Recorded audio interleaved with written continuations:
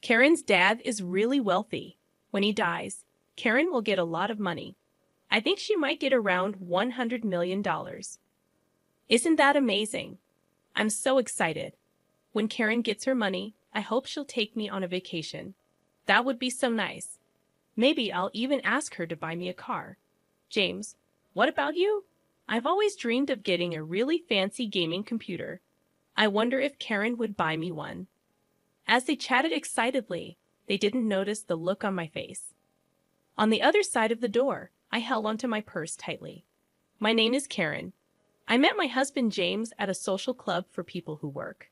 We became friends quickly because we both liked the same things. We were happy together every day. One day, I got a surprising call from my mom. She said, "Karen, your dad has collapsed." What?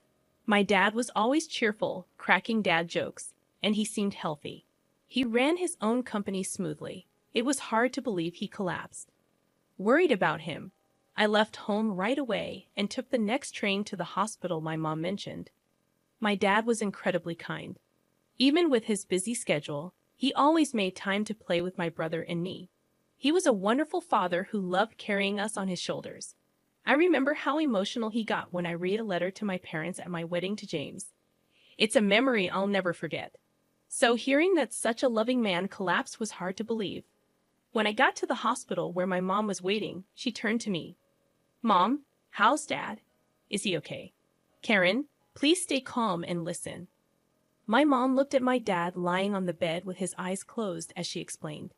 Dad had collapsed suddenly at work and was rushed to the hospital. Despite many tests, they couldn't find anything wrong, and they didn't know why he got sick. More tests might find out what's wrong, but they could also make Dad feel worse, my mom said. I've decided to stop the tests. It looks like your dad will have paralysis on one side of his body, so he's going to need a lot of care. Yeah, that's right. Even though she seemed worried, my mom stayed calm. My mom has decided to take care of Dad. I could feel my mom's strength, but I was also really sad that my dad wouldn't be the same. Just then, my brother burst into the room. "How's Dad?" he asked, out of breath. Mom explained Dad's condition to him, just like she did to me. "Mom, you can't take care of him alone. I'm nearby. I'll help." "Thank you, but focus on your own life. You have your own family to take care of." My brother agreed, saying, "I understand." My brother got married before me and now has a 4-year-old daughter. I'm the one with more free time since I don't have kids yet, but it takes me an hour by train to get home. Even though I'm far away and it'll take time, I won't leave everything to you and Mom. If anything changes with Dad, tell me right away. Karen, did you tell John you're here? My brother suddenly asked, reminding me that I had left the house without letting John know. Seeing my worried expression, my brother said, "You should call him. John must be worried." So I hurried out of the hospital room to find a quiet spot to call him. When John answered, he asked, "Karen, where are you?" I was so worried. Hearing John's voice calmed me, but I couldn't hold back my tears as I explained that my dad had collapsed and needed care. John was shocked. "Your lively dad," but he spoke gently to comfort me. I felt grateful to have married him. When I told him I was coming home, he said softly, "I'll make dinner. Just be careful on your way home." It seemed Dad would stay in the hospital tonight. My mom and brother were also heading home, so I decided to go home too. When I got home, John had prepared my favorite meal. It must have been tough. "Have something you love to cheer up," he said, pulling out a chair for me. His kindness brought tears to my eyes. John usually stays calm, but he's incredibly caring when I'm feeling down, which always touches me.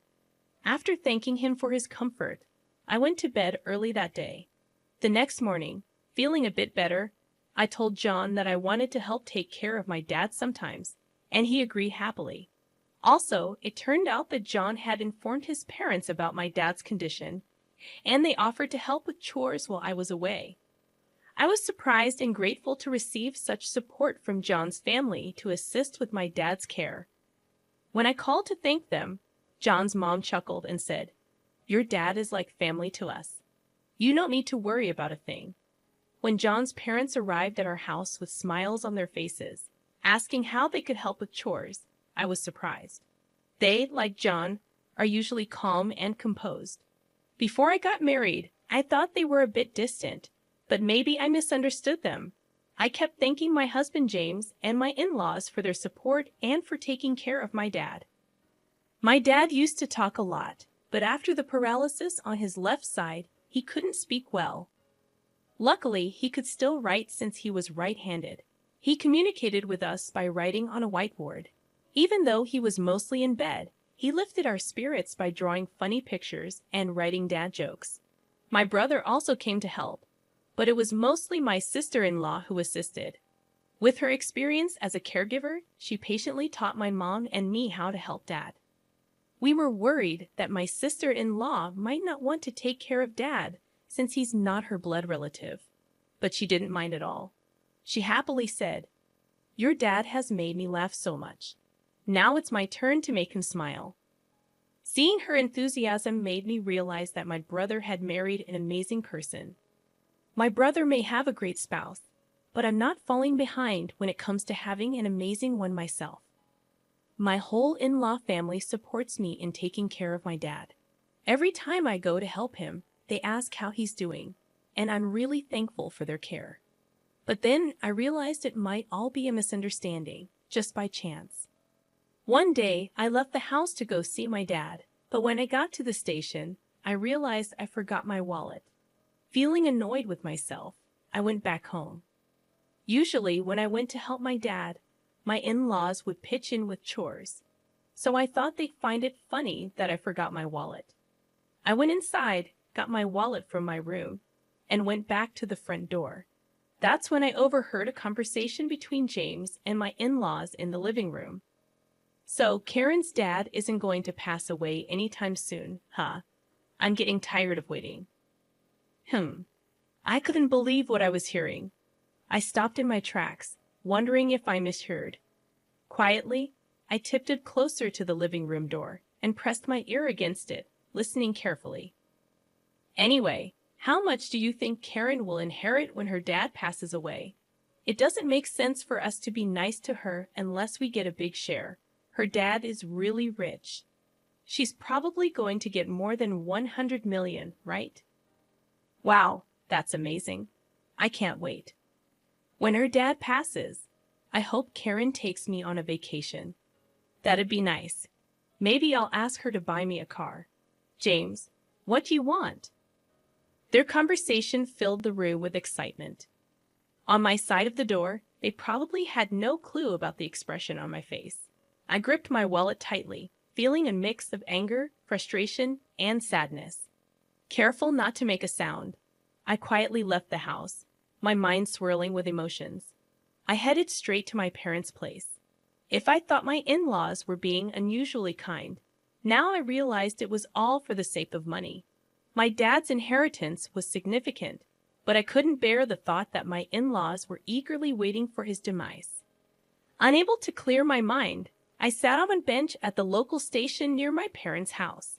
The echoes of James and his family's laughter replayed in my head. I can't forgive them. Never. They're all foolish, just laughing away. I made a silent vow to seek revenge on James and my in-laws, who only saw dollar signs when they looked at my loving father. Despite hearing their greedy conversation, I played along, pretending I hadn't heard a thing whenever they asked about my father's health. I maintained my polite demeanor and thanked them as usual. I decided to take advantage of James and my money-hungry in-laws as much as possible. I spent more time caring for my father and dumped household chores on them without hesitation. My in-laws, eager for their share of the inheritance, gladly complied with my requests. I noticed their faces tense up sometimes, but I paid it no mind. About a year later, my father's condition worsened. Though the doctor assured me it wasn't urgent, I felt relieved. However, I informed James and my in-laws that my father's condition might take a turn for the worse soon. It seemed like the news they had been waiting for, evident from their barely concealed grins. With a calm demeanor, I handed them divorce papers and said, Thank you for all you've done. Please, let's get a divorce. James and my in-laws were stunned, but I continued with the lines I had prepared. So James, mother-in-law, and father-in-law, you were all after my father's inheritance, weren't you? I heard everything. Mother-in-law wanted a vacation, father-in-law wanted a new car, and James, you wanted a gaming computer, didn't you? I can't stay with people who seem to be waiting for my father to die. The looks on your faces just now were truly ugly. It's like I could see your greedy thoughts of getting money when my father passes away. As I spoke, my expressionless face seemed to frighten them. My in-laws were frozen, and James, holding the divorce papers, was in shock, opening and closing his mouth. I had no reason to stay in that house anymore. You can send the divorce papers by mail, but if you don't, I'll get a lawyer. Please do it within a week, I told James before getting up. I grabbed the luggage I had prepared earlier and left our home. During the train ride back to my parents' house, I felt the gentle sway of the seat. When I arrived, my parents were there waiting for me. Since I had already told my mom about what happened, she hugged me tightly and said, "You did the right thing." It was the first time I cried in my mom's arms like that since I became an adult. The next day, James and my in-laws came to my parents' house. I decided to stay hidden and see what would happen. When my mom opened the door, James and my in-laws were kneeling outside. "We're here to apologize to Karen. There seems to have been a misunderstanding. Please let us apologize properly," they pleaded. "Misunderstanding? My daughter overheard your conversation.